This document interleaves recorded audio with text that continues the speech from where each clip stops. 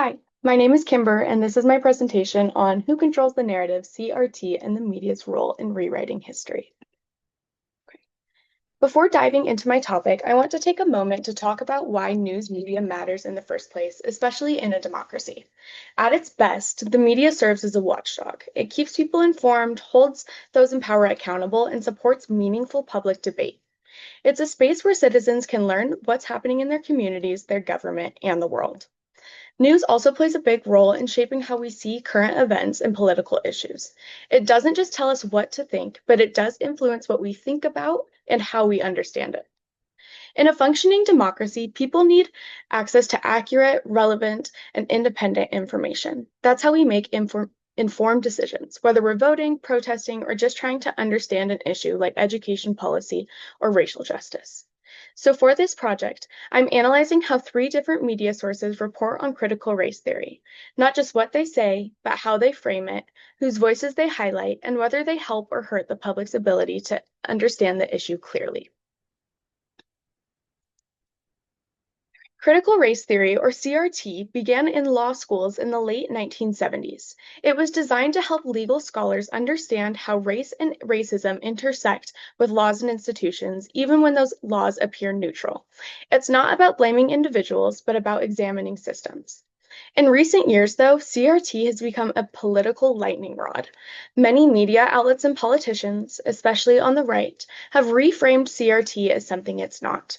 They claim it's being taught in elementary schools or that it makes white students feel ashamed. But this misrepresentation is key.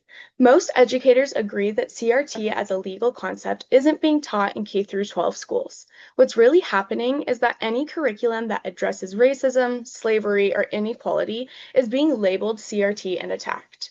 So the controversy isn't really about the academic theory, it's about who gets to tell the story of American history. To understand how media shapes public understanding of critical race theory, I analyzed three very different sources, each with a unique tone, purpose, and audience. First, I looked at the New York Times, a mainstream legacy news outlet known for its fact-based reporting and broad readership. Their coverage tends to be more in-depth and frames CRT as a misunderstood legal and academic concept. Then there's Fox News, which serves more as a partisan opinion platform than a traditional news source. They frame CRT as a threat to American values, often relying on emotionally charged language and selective examples. Finally, I analyzed John Oliver's show Last Week Tonight, which uses satire and humor, but backs it up with fact-checking and primary sources. His segment on CRT calls out the misinformation surrounding the topic and highlights how panic over CRT is often exaggerated for political gain. These three sources represent very different approaches to covering the same issue, and the differences matter, especially when we're talking about how informed or misinformed the public becomes. Now let's dig deeper into how each outlet frames critical race theory. Starting with Fox News, they present CRT as a direct threat to American identity and school children. They often use emotionally loaded language, words like indoctrination, Marxism, or anti-American, even in cases where CRT isn't actually part of the curriculum. The framing creates fear and urgency, and it centers parents, often white suburban parents, as victims of a political agenda. The New York Times, by contrast, treats CRT as an academic framework that's being widely misunderstood. Their framing is slower, more contextual. They quote legal scholars, historians, and teachers who explain what CRT actually is. They also give space to voices affected by systemic racism, making it clear this debate is about more than just classroom content. Then there's John Oliver, who uses satire to unpack the false panic. His segment shows how the outrage is mostly about perception, not actual school policy. He quotes parents who couldn't even define CRT, and he shows how right-wing media created a moral panic that politicians then ran with. His framing puts the focus on manipulation by media, by lawmakers, and by groups looking to rewrite American history. The voices each outlet includes or leaves out can completely change how we understand the CRT debate. At Fox News, the loudest voices are politicians, pundits, and concerned parents. These parents are often white and suburban, and their fears amplified without much context. What's missing? Teachers, school administrators, and especially students, the people actually in classrooms, rarely get to speak. And there's almost no mention of Black scholars or civil rights historians. The New York Times oh, sorry, I did not mean to go.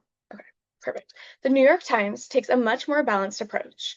They include voices from teachers, school boards, and legal experts who clarify what CRT is and isn't.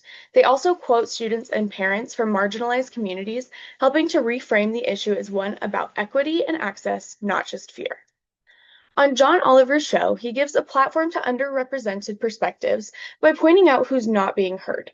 He uses clips from community forums and interviews to highlight how misinformation spreads while the real experts are left out. Through satire, he exposes how lawmakers and media personalities are shaping a false narrative without input from educators or historians.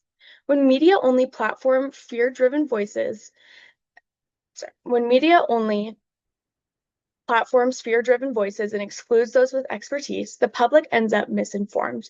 And that affects how people vote, what policies they support, and how history is taught in schools. So what can we take away from all of this? First, the way news outlets frame issues like critical race theory has real consequences. When some sources prioritize outrage or political agendas over facts, the public becomes misinformed. That creates fear and division rather than dialogue and understanding.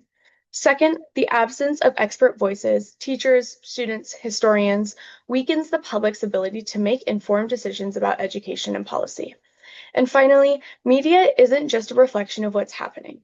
It's a powerful force that shapes how we understand the world and what kind of future we build. In a democratic society, we need journalism that is accurate, complete, independent, and relevant, not just for those in power, but for everyday citizens trying to make sense of complex issues.